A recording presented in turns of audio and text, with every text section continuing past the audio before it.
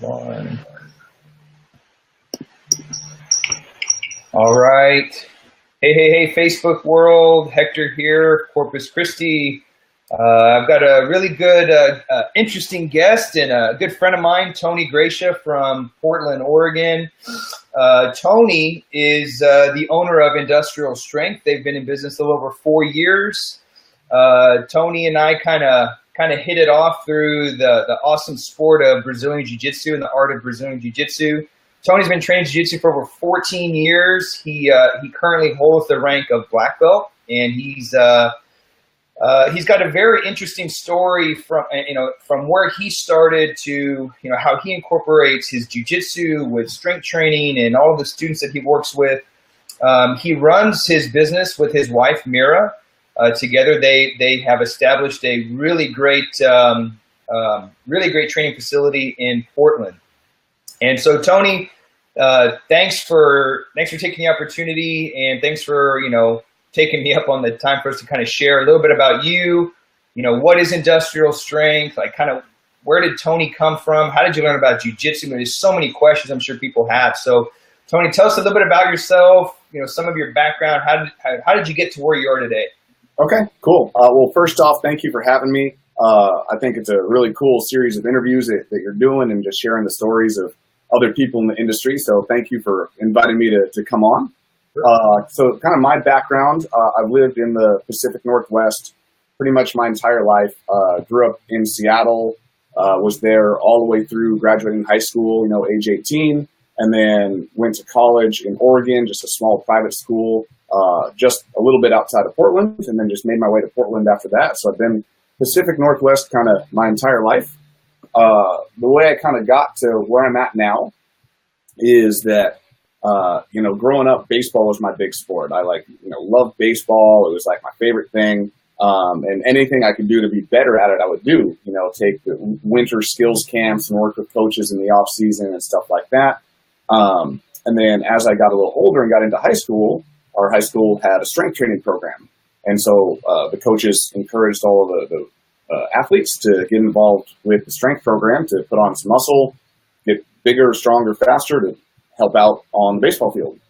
And so I got into that and just loved it from right away.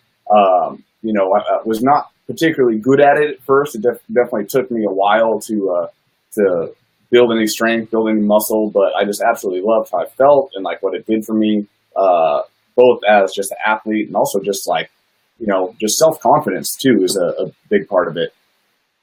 So anyway, that's how I got started with it. And then as I went into college, I realized that my college offered the opportunity to get a bachelor's degree in exercise science. I didn't even know that was a thing before I did that investigating. But as soon as I saw that, I was like, man, I have to go this route. Like, I've got to, figure this out, because exercise and lifting and all that is like my favorite thing. It's what I look forward to doing every day.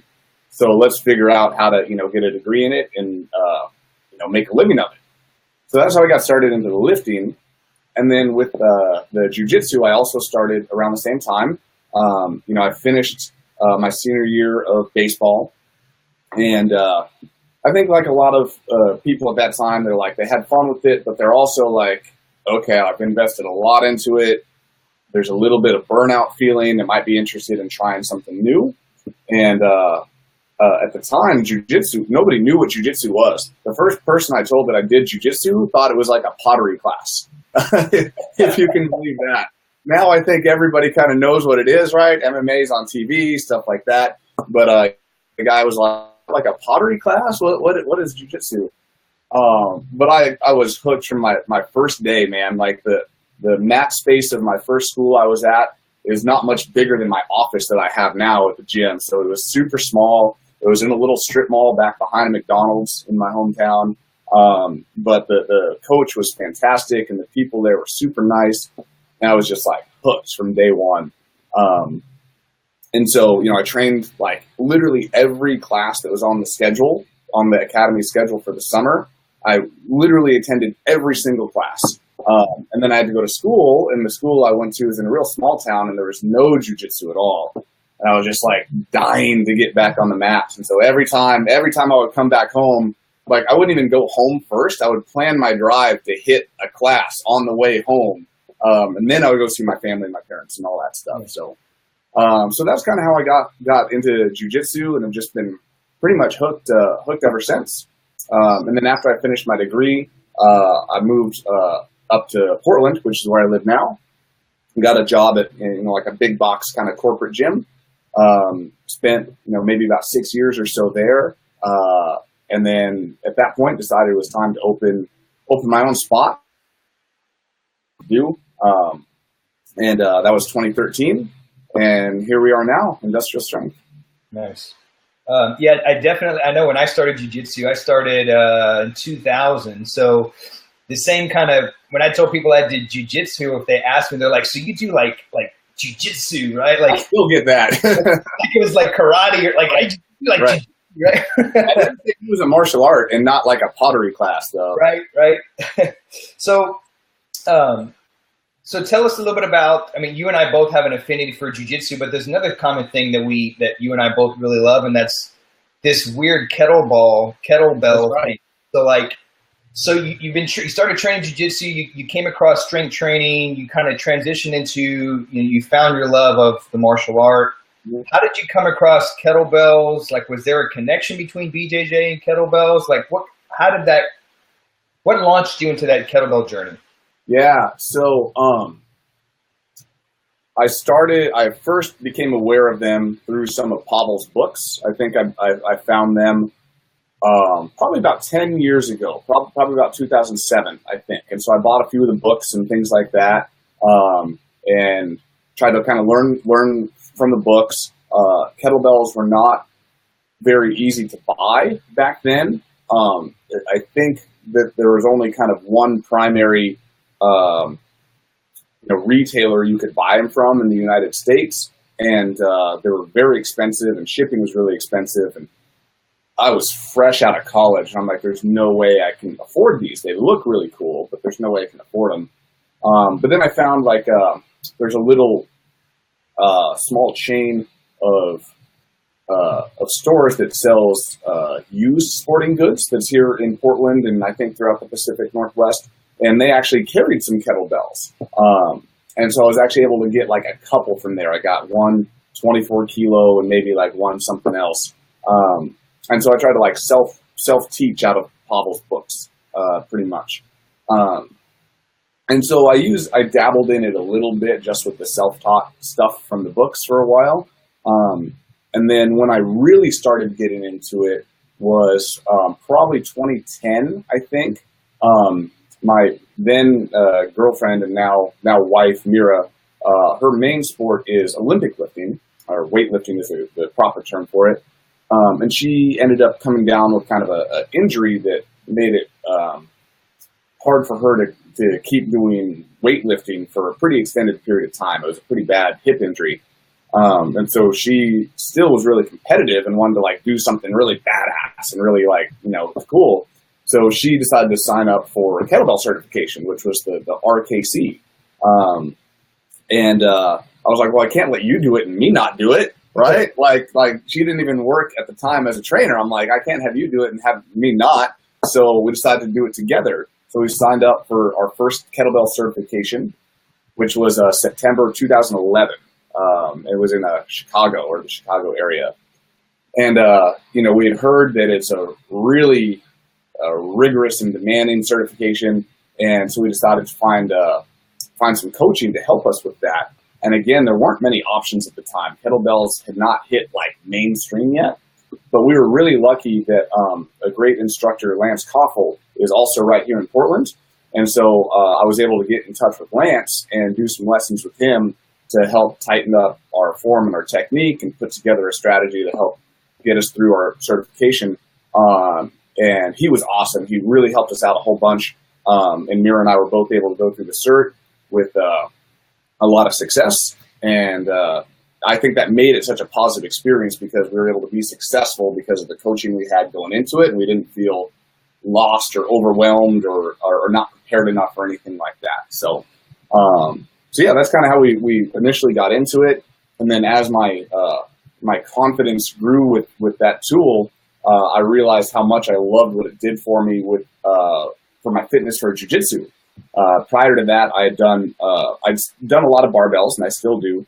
But then I'd also done just more of the type of equipment you would find in a big box gym, right? Like the cable machines and stuff like that.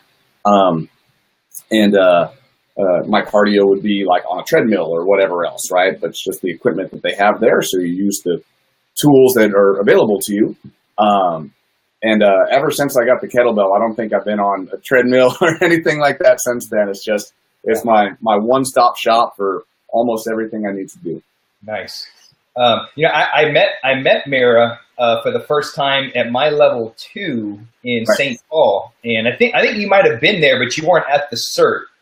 I'm having a hard time remembering. I think it was St. Paul, October of 2012. It was the last level 2 that they had. Right, I remember that. I was not there at that one. She and I were having a hard time deciding if we wanted to do the level 2 or if we wanted to do. There was like a body weight workshop. It was like the first body weight cert, Right. and we're like, okay, well, you go to one, I'll go to the other, and then we'll kind of share what we learned. So I went to the body weight, and she went to the level 2, and then we kind of shared with each other once we got back. Gotcha. Yeah, that's when I first met her, and her and I were chit chatting. She was, well, my boyfriend, he does jiu-jitsu, and that's the first time I'd heard about you. Right. And I thought she said that you were there in the hotel or something, but you weren't attending or something like that. But that was also the same weekend that I met Lance Koffel. He was my team leader. Yeah, and small world. Yeah, and Lance, I can't say enough good things about Lance. He's just such a patient teacher, and he's a great coach. I've assisted him on a couple of teams, and then he was also my team leader. So he and I always managed to be at the same workshop several times. So which is great. And I like the comments that when you said when Mira was going to do her RKC, you're like, well, I can't have you do it. Have my friend be like this badass. Right. A little bit of competitiveness may have come into play there a little bit. Right. So tell us a little, I'm sure you deal with this quite a bit. I deal with it a lot. There's a lot of noise, a lot of confusion out there. What would you tell, as a BJJ Black Belt, that's someone that I think you and I are both in a unique position that we do have experience on both sides of the coin in the strength world, but we also know what it takes to be a competitive BJJ athlete and even just practice the art. Right. What would you tell someone that's getting into jiu-jitsu, or maybe they've been training jiu-jitsu for a couple of years and they want to get stronger or they want to improve their conditioning for the mat? What would you tell fellow BJJ practitioners about that? Yeah. There's a saying that I kind of use a lot, and that's that you want to always pick the low-hanging fruit, right? What's easy to do and gets you a lot of bang for your buck. And I think strength training is that, right? It carries over to so many different things. It obviously makes you stronger. If you're looking to put on muscle, you can do it in a way that will help you put on muscle. If you're already at a weight class that you want to stay in, you can also do it without bulking up too much. And then it's going to help, I feel, make your body a little bit more resilient. Inevitably, you're going to take a weird fall. Your joint will get twisted in a little bit of a weird way. And I really find that your body's more resilient. It bounces back faster after those inevitable things. And so pick the low-hanging fruit. And the other side of that is don't make it more complicated, right? Complicated is the hard-to-reach fruit at the top of the tree, or whatever part of the analogy you want to use. So we stick to just basic exercises. Save your complicated stuff for your skill training on the mat if you choose to go that route. We try to focus on just our basic lifts. We teach the main power lifts, right? We have our people doing their barbell deadlifts, different squat variations, things like that, and our kettlebell lifts. And we keep them simple, right? We do different swings. We do our Turkish get-ups, our squat variations with the kettlebell, some presses, and that's pretty much it. We don't try to reinvent the wheel. We want to have the people, when they're in the weight room, we want them to invest their time in getting stronger and more fit, not in learning how to do complicated exercises that aren't actually pushing their strength and their fitness forward. Right. Nice. Yeah. I mean, again, you and I are on the exact same page, and which is why, that you got an interesting take on this is because you studied exercise science. Yeah. Like, right. The science of exercise, right? Right. And so let's say we have a jiu-jitsu guy that's maybe preparing for, I know you've got Masters Worlds coming up here at the end of summer. So take us a little bit through, like, from an exercise science professional you've dedicated your life to this.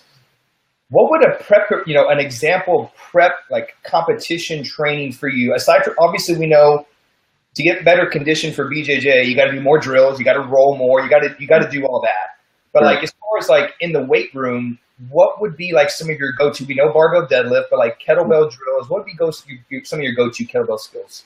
The harder I plan on pushing the intensity or the difficulty of training, the more simple the exercise needs to be, right? Because I don't want to be limited by the complexity of the movement. I want to be limited by my output that I can give and not have to worry about my technique or my form breaking down and that stopping me from continuing on. I want it to be the fitness level, right? So my main one that I usually do is a one-handed kettlebell swing, right? That to me is about as simple as it gets once you've learned and established your baseline of proper technique. And you can get all the bang for your buck that you would ever want out of something like that. And, as somebody that's done jiu-jitsu a long time, I find that,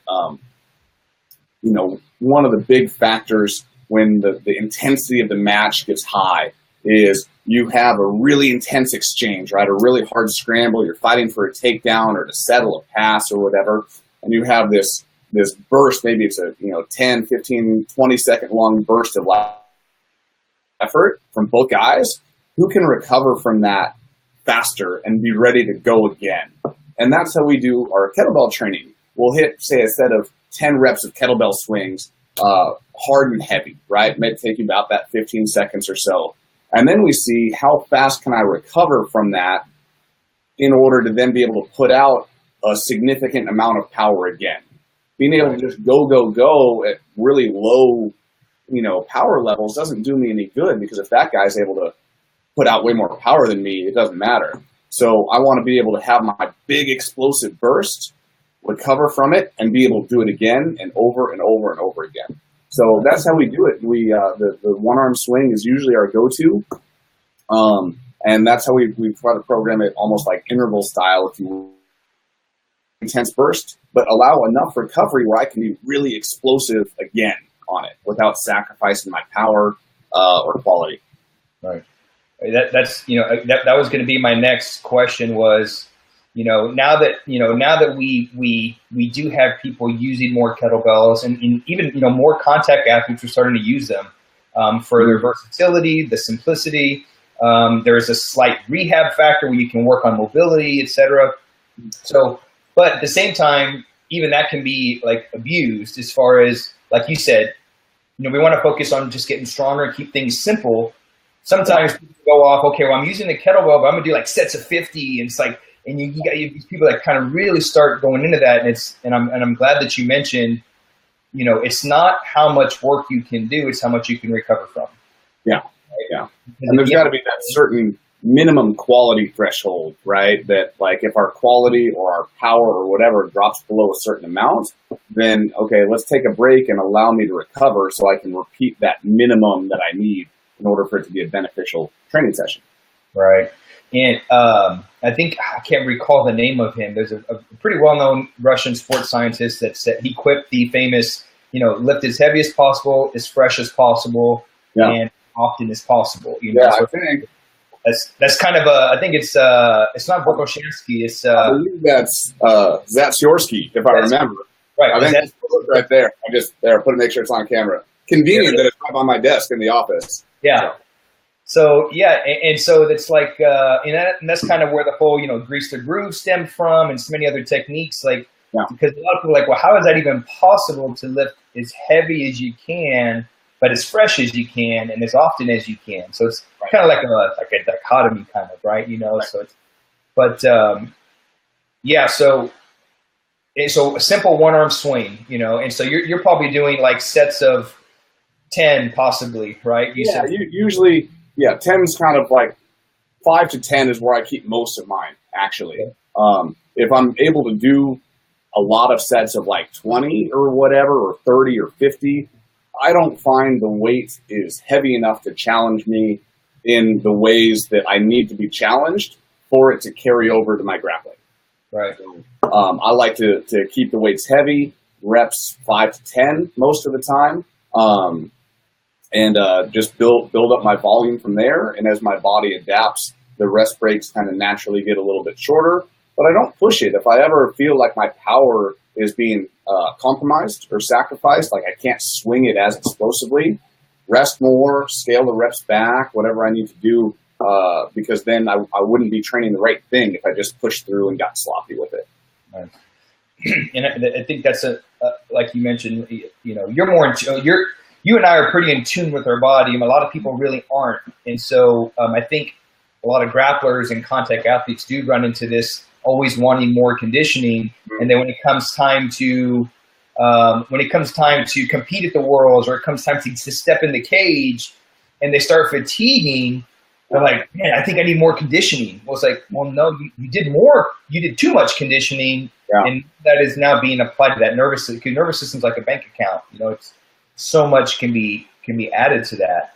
And you actually, in your school, you actually have a BJJ world champion. Yeah, we do. Our coach Hillary, a perfect example. When she takes our kettlebell classes, she does what the rest of the class does, and and her husband does also. Her husband actually, Brian, won the Master Worlds for his belt and age category last year. So we got 2 world champions, I guess, training out of the academy, and both of them, you know, train on the mats with us a couple days a week. Well, Hillary coaches, I guess, and Brian takes our class, and then you know, they take our kettlebell classes, and that's their primary conditioning that they do. You know, it totals to about 90 minutes a week, so it's not extraordinary.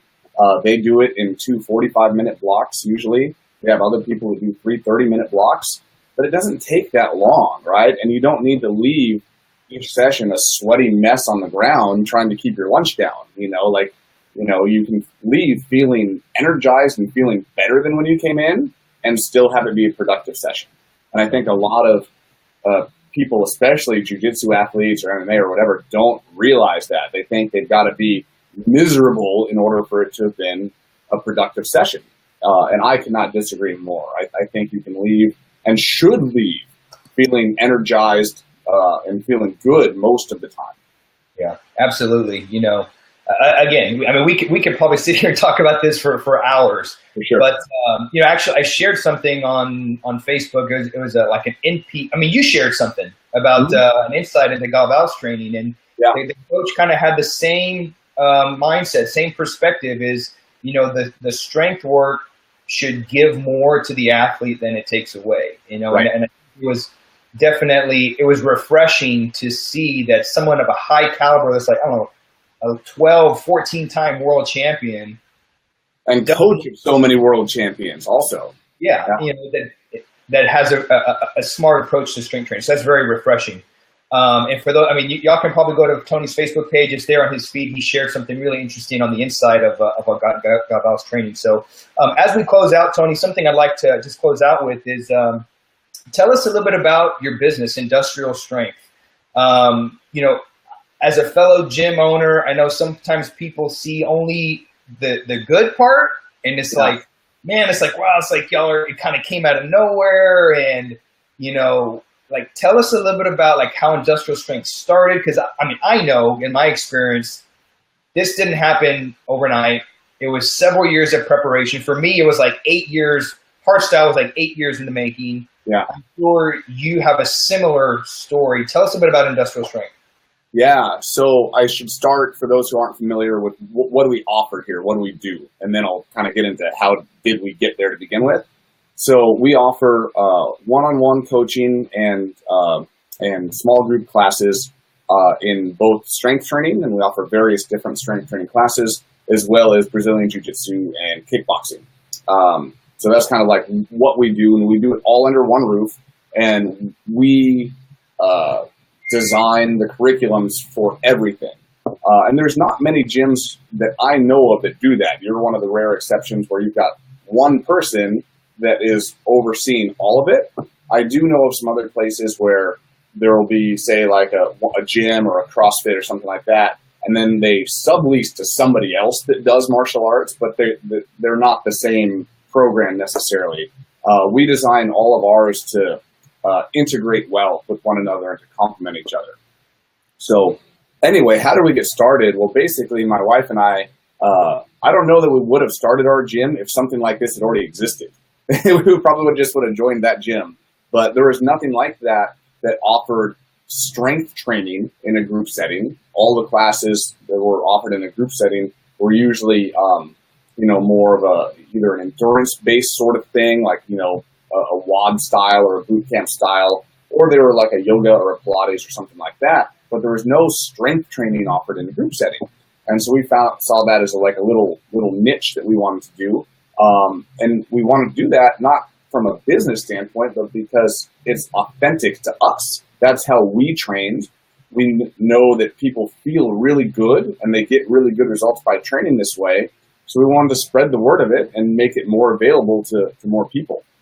So around when we decided that we wanted to do that was 2011, at least 2 years before we actually opened doors. Now, I had already been full-time in this industry for years and years before that, too. But from the time we decided we even wanted to do this was at least a 2-year process. And so we looked into a lot of what goes well for businesses, what doesn't go well, and tried to figure out, okay, what mistakes have people made that if they could do it over again, that they would do something differently. And we tried to fix those things before we even opened our doors. Big ones being like how to run the back end of the business, like you just said. Like, everybody's passionate about coaching. Not everybody's passionate about all the back end stuff, the cleaning, the bookkeeping, the merchant processing, all that stuff that you have to do in order to have the well-rounded business. And so we tried to get some experience with that, study that a little bit to set ourselves up for success, basically. Try to follow the footsteps of success other people had. And so anyway, when it became time to kind of move on from my old job and open, we tried to find a place that fit our budget, that was in a neighborhood we wanted to be in. We were lucky enough to find a cool spot in the exact neighborhood that we wanted to be in that fit what we were looking for, and just kind of went all in. We went all in on it and put all our eggs in one basket, and thankfully all of our prep work paid off, and we're able to overcome all the obstacles that most small business owners have, and we're still here and doing well today. That's awesome. Congratulations. I know y'all are on 4 years and continue, and your program is really growing, yeah. which is great, because as you and I both know, that the fitness industry is a pretty challenging one to be successful in, along with like the restaurant business. I think some crazy number, like 2 out of 3 gyms that open or close within the next year or 2 years after opening. Something that you said that stood out to me, which I can really relate to, is you said, you didn't open up you didn't open up your business just to make money, right? You opened it with the whole strength training niche in a group class because that's who you are. Right. Strength training is who you are. It's who I am, and it's something that we wanted to share, which I think that a lot of people can get into a fitness business for the wrong reasons, because they figure, well, you can make a ton of money and sell something that they really don't believe in, right? Just to make a quick buck. So thank you for that. That's really refreshing to hear that same story. So as we close out, Tony, thanks for taking the time to sit down and tell everybody a little bit about your story. How can people find you guys? Like, do y'all have any workshops coming up? I know y'all are really big, like hosting certifications and workshops. Like, what do y'all have coming up where people can find you guys?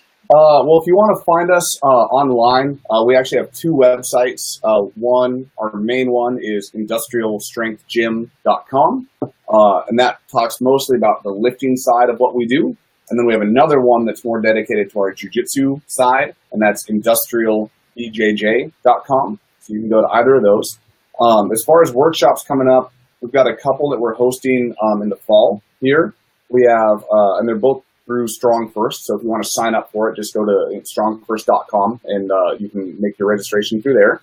We've got one at the end of September called Strong Endurance, which Pavel is going to teach. We're really excited about that. This will, I believe, just be the second one that he'll do. I think the first one is coming up in July in Denver. And then we'll be hosting the second one ever.